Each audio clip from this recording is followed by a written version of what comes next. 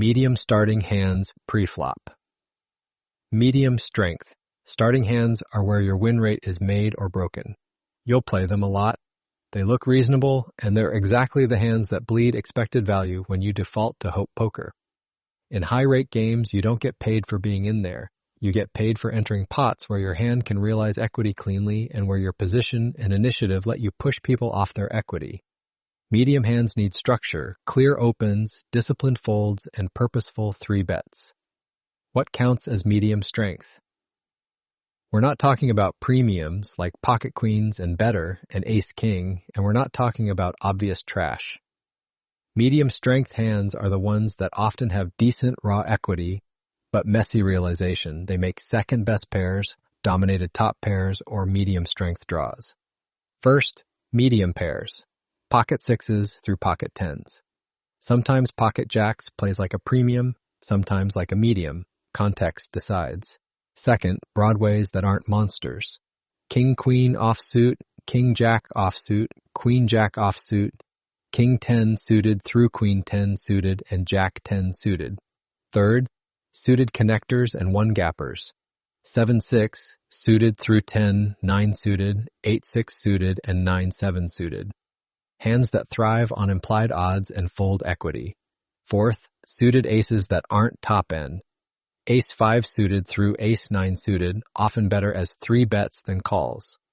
The skill is not, can I play this hand? The skill is which bucket is it in right now? Open, call, 3-bet, or fold. The 2 rules that print expected value. Rule 1. Medium hands hate multiway.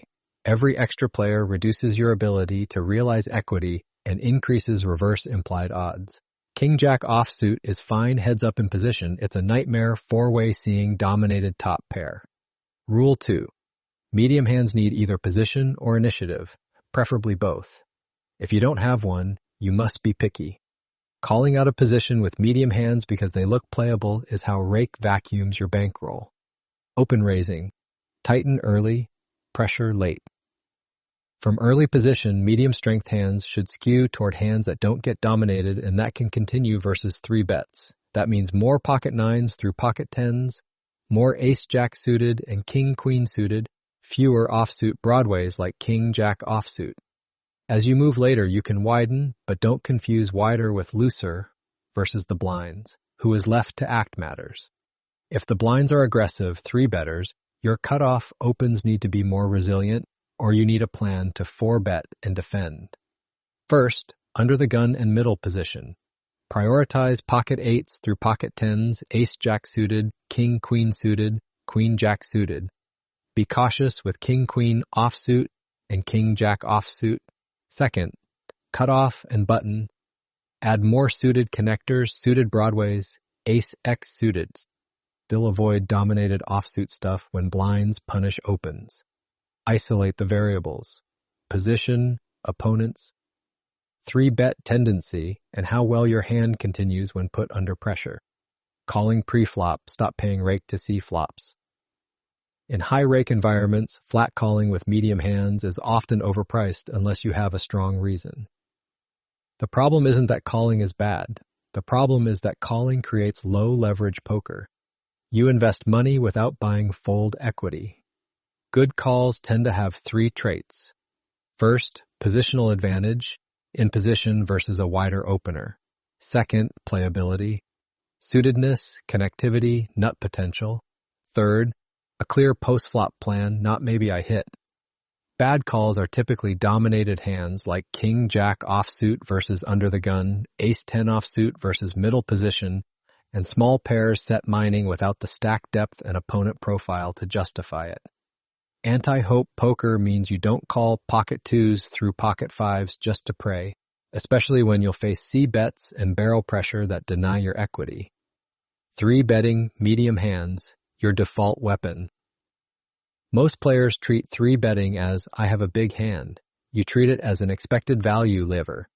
Medium hands often earn more as 3-bets than calls, because they win pots pre-flop, isolate weaker ranges, and simplify realization. Build your 3-bet range with hands that either First, block strong continues, like ace-5 suited and king-10 suited, and play well post-flop.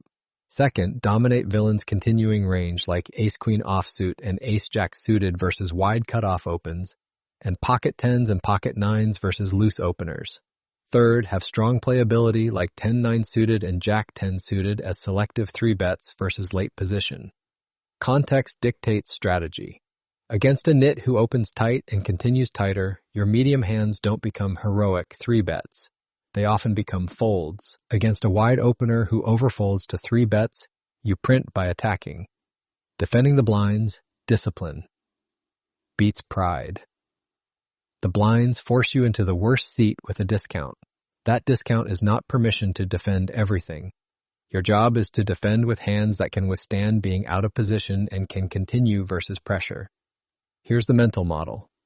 First, big blind defend versus small opens. You can peel more suited and connective hands because you're getting a price. Second, small blind is different. Calling creates a rake-heavy, out-of-position pot with no initiative. Prefer 3-bet or fold with medium hands. If you're in the small blind with king-jack offsuit and you call a cutoff open because it's suited, and it's not, you're volunteering for dominated top pairs and check folding too often. The best small blind strategy with medium hands is usually polarized aggression.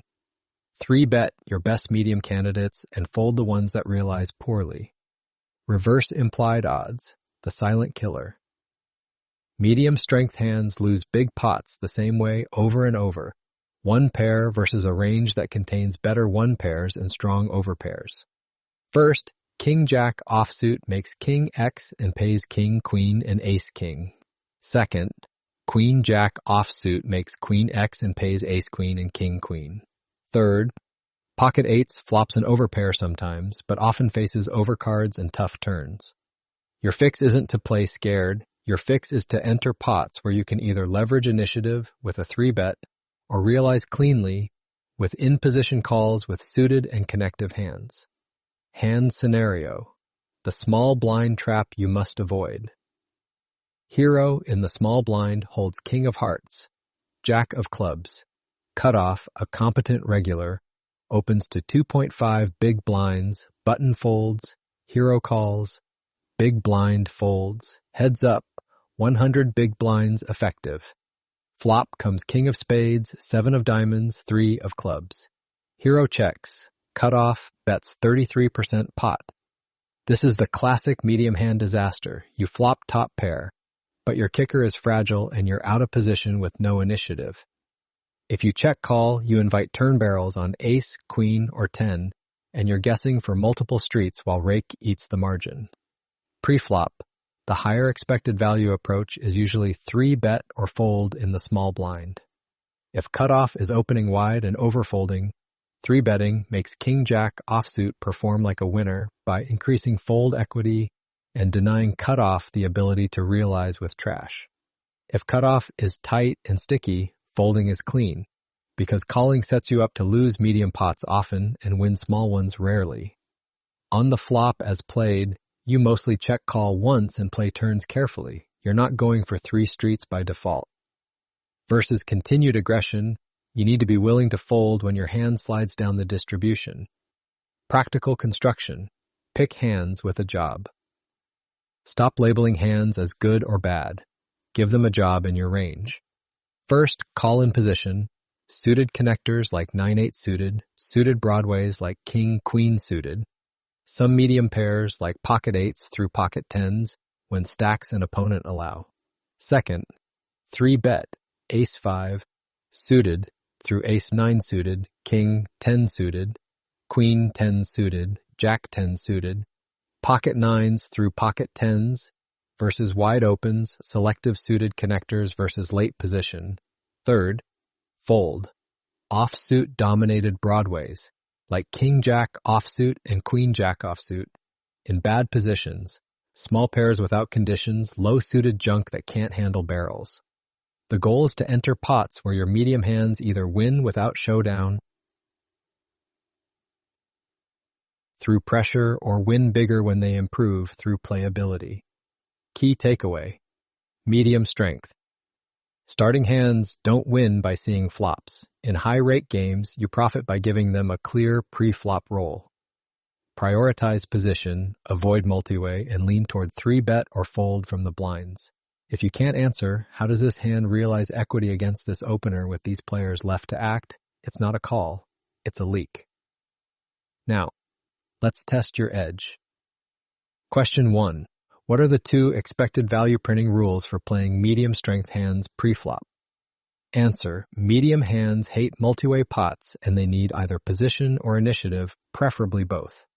Explanation. Extra players reduce equity realization and increase reverse implied odds, and playing without position or initiative leads to low leverage spots where rake and pressure punish you. Question 2. According to the article, what 3 traits make a pre-flop flat call with a medium hand more likely to be good? Answer. Positional advantage, playability, suitedness, connectivity, nut potential, and a clear post-flop plan. Explanation. These traits improve realization and decision quality.